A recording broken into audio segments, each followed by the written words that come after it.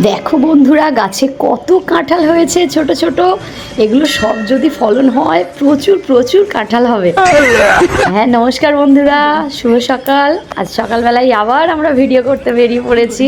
তো আজ আমাদের ভিডিও স্পট ছিল আমাদের পাড়ার মন্দির, হরিসভা মন্দির। মন্দিরটাও আমি তোমাদেরকে দেখাচ্ছি। আমরা দুজনেই বেরিয়ে পড়লাম সকাল সকাল। তখন সকাল 7টা এরকম একটা টাইমে বেরিয়েছি। মন্দির খুলে গেছে, মন্দিরে সকালের পুজোও হয়ে গেছে।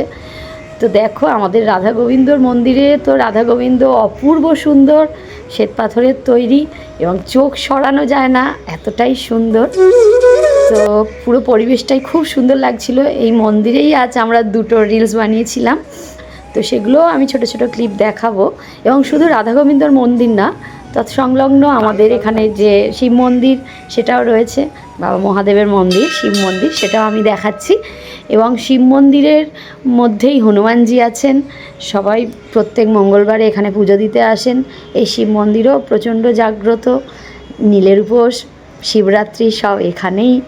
আমি অবশ্যই আসি এখানেই। তো পাড়ার অনেকেই আসে, ভিড় করেন। এটা আমাদের পাড়ার মন্দির।